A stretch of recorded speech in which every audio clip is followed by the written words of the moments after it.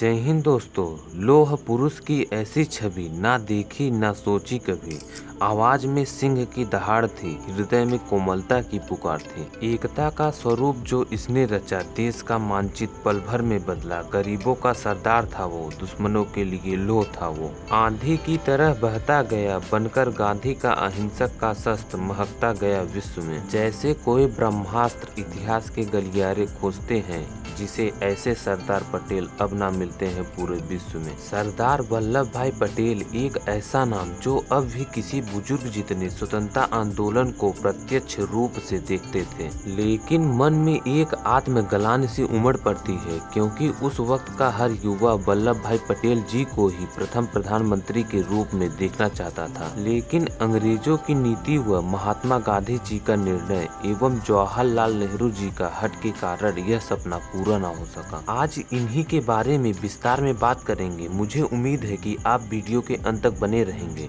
मेरा नाम दीपेश ओझा, आप देख रहे हैं दीपेश ओझा यूट्यूब चैनल। चलो शुरू करते हैं। सरदार वल्लभ भाई पटेल जी का जन्म 31 अक्टूबर 1875 में नाडियाड गुजरात में हुआ था। इनकी माता जी का नाम लाडबाई था और इनके पिताजी का नाम झावर भाई था और इन्हें कुल 5 संतानें थी, 3 बेटियां और 2 बेटा।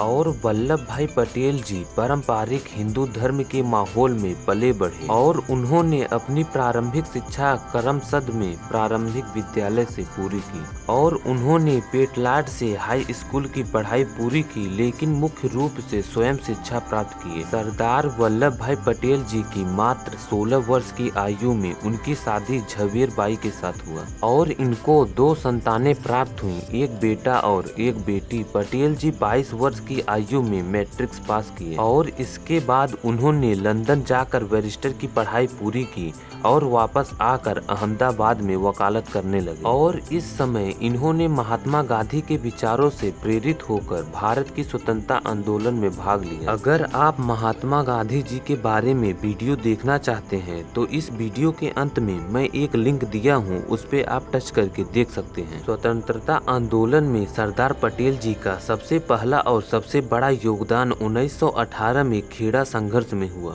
गुजरात का खेड़ा खंड डिवीजन उन दिनों भयंकर सूखे की चपेट में था। इसके वजह से किसानों ने अंग्रेज सरकार से भारी कर में छूट की मांग की और जब यह बात स्वीकार नहीं किया गया तो सरदार पटेल जी और गांधी जी एवं अन्य लोगों ने किसानों का नेतृत्व लिया और उन्हें कर न देने के लिए प्रेरित किया और अंत में सरकार झुकी और उस वर्ष करों में राहत दी गई। यह सरदार पटेल जी की पहली सफलता थी और इसी प्रकार बारडोली सत्याग्रह भारतीय स्वाधीनता संग्राम के दौरान वर्ष 1928 में गुजरात में हुए एक मुख्य किसान आंदोलन था, जिसका नेतृत्व वल्लभ भाई पटेल जी ने किया। उस समय प्रांतीय सरकार ने किसानों का लगान 30% तक वृद्धि कर दी थी। पटेल जी ने इस लगान वृद्धि का जमकर विरोध किया और सरकार ने इस सत्याग्रह आंदोलन को कुचलने के लिए कठोर कदम उठाए, पर अंत में अंग्रेजी सरकार ने बेबस होकर उसे किसानों की मांगों को मानना पड़ा। इस सत्याग्रह आंदोलन के सफल होने के बाद वहां की महिलाओं ने वल्लभ भाई पटेल जी को सरदार की उपाधि प्रदान की। किसान संघर्ष एवं राष्ट्रीय स्वाधीनता संग्राम के अंतर संबंधों की व्याख्या बरडोली किसान संघर्ष के संदर्भ में करते हुए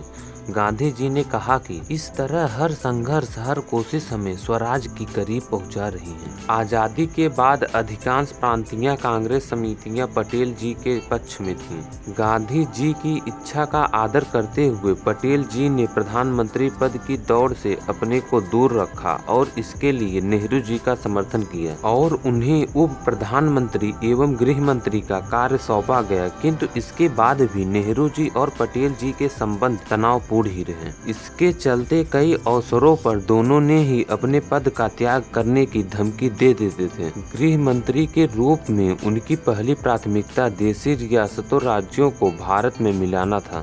स्वतंत्रता के समय भारत में 562 देशी रियासतें थी। इनका क्षेत्रफल भारत का 40% था। सरदार पटेल जी ने आज़ादी के ठीक पूर्व संक्रमण काल में ही वीपी मेनन के साथ मिलकर कई देशी रियासतों को भारत में मिलाने के लिए कार्य आरंभ कर दिए थे, पटेल जी और वीपी मेनन जी ने देशी रियासतों को बहुत समझाया कि उन्हें स्वतंत्रता देना संभव नहीं होगा। इसके परिणाम स्वरूप 3 को छोड़कर शेष सभी राजवाड़ों ने स्वेच्छा से भारत में विलय का प्रस्ताव स्वीकार कर लिए और केवल 3 स्टेट जम्मू एवं कश्मीर, जूनागढ़ तथा हैदराबाद के राजाओं ने ऐसा करना नहीं स्वीकारा और 9 नवंबर 1947 को जूनागढ़ भी भारत में शामिल हो गया और हैदराबाद नवंबर 1948 में भारत में विलय का प्रस्ताव स्वीकार कर लिया और नेहरू जी ने कश्मीर को यह कहकर अपने पास रखा कि यह समस्या एक अंतर्राष्ट्रीय समस्या है।